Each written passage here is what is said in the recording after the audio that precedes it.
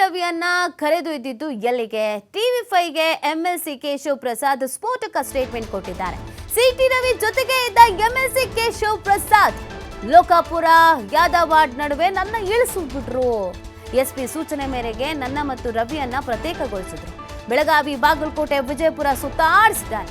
ನಾನು ಅವರ ಜೊತೆ ರಾತ್ರಿ ಇಡೀ ಸುತ್ತಿದ್ದೀನಿ ಅಂತ ಎಂಎಲ್ಸಿ ಹೇಳಿದ್ದಾರೆ. ನನ್ನನ್ನು ಇಳಿಸ್ಬಿಟ್ರು ಅಂತ ಹೇಳ್ತಾ ಇದ್ದಾರೆ. ಸೊ ನಾನು ಕೂಡ ಅವ್ರ ಜೊತೆಗೆ ಇದ್ದ. ಇವರು ಸಿಟಿ ರವಿ ಅವ್ರ ಜೊತೆಗೆ ಇದ್ರು. ರಸ್ತೆಯಲ್ಲಿ ಕೂತಿದ್ರಲ್ಲ ಸಿಟಿ ರವಿ ಅವರು, ಆಗ ಇವರು ಪಕ್ಕದಲ್ಲಿ ಕೂತಿದ್ರು. ಅಂದ್ರೆ ಹೋಗ್ತಾ ಹೋಗ್ತಾ ಇವರು ನಿಲ್ಲಿಸ್ಬಿಟ್ಟಿದ್ದಾರೆ. ಅಥವಾ ಭಯೋತ್ಪಾದಕರ, ಕೊಲೆಗಡಕರ, ಅಥವಾ ದೊಡ್ಡ ದರೋಡೆ ಮಾಡ್ಕೊಂಡು ಓಡಾಡ್ತಾ ಇದೀವ? ನಮ್ಮನ್ನ ಯಾವಾಗ ನೀವು ಗಾಡಿ ತುಂಬಿಸ್ಕೊಂಡ್ರೆ ಇಮಿಡಿಯೇಟ್ ಆಗಿ ಮ್ಯಾಜಿಸ್ಟ್ರೇಟ್ ಮುಂದೆ ಯಾಕೆ ಪ್ರೊಡ್ಯೂಸ್ ಮಾಡಲಿಲ್ಲ? ಮ್ಯಾಜಿಸ್ಟ್ರೇಟ್ ಮುಂದೆ ಪ್ರೊಡ್ಯೂಸ್ ಮಾಡಿ ಎಲ್ಲ ವಿಷಯಗಳನ್ನು ಕೂಡ ತಗೋಬೋದಾಗಿತ್ತಲ್ಲ. ಬೇಲಬಲ್ ಇದ್ರೆ ಬೇಲಬಲ್ ಮಾಡ್ಬೋದಾಗಿತ್ತು. ನಾನ್ ಬೇಲಬಲ್ ಇದ್ರೆ ಜೈಲಿಗೆ ಕಳಿಸ್ಬೇಕಾಗಿತ್ತು. ಕೋರ್ಟ್ಗೆ ಹೋಗಿ ತಗೋತಾ ಇದ್ವಿ ಬೇಲ್ನ. ಇವಾಗ ಬೇಲಬಲ್ ಇದ್ರೆ ಇಮಿಡಿಯೇಟ್ ಆಗಿ ಬೇಲ್ ಕೊಡಿ. ನಾನ್ ಬೇಲಬಲ್ ಇದ್ರೆ ಎಷ್ಟು ದಿನ ಆಗುತ್ತೋ ಅಷ್ಟು ದಿನ ಇರ್ತೀವಿ. ಅಲ್ಲ, ಓಡಾಡಿಸಿದ್ದು ಯಾಕೆ ಅಂತ ರಾಜ್ಯ ಸರ್ಕಾರ ಹೇಳಬೇಕು, ನಮಗ್ ಗೊತ್ತಿಲ್ಲ.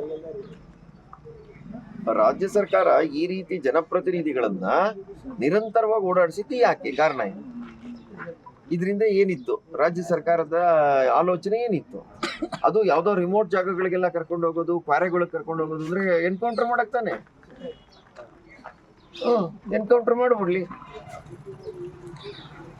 ಪಾರಿಗೆ ಕರ್ಕೊಂಡು ಹೋಗೋದು ಏನಕ್ಕೆ ಜನನ್ನ?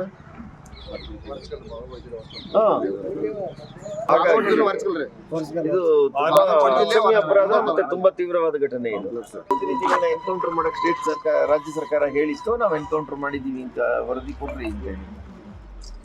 ನಾವೇನ್ ಬಾಂಬ್ ಇಟ್ಕೊಂಡಿದ್ವಾ, ಗನ್ ಇಟ್ಕೊಂಡಿದ್ವಾ, ಅಥವಾ ಭಯೋತ್ಪಾದಕರ, ಕೊಲೆಗಡಕರ, ಅಥವಾ ದೊಡ್ಡ ದರೋಡೆ ಮಾಡ್ಕೊಂಡು ಓಡಾಡ್ತಾ ಇದೀವ?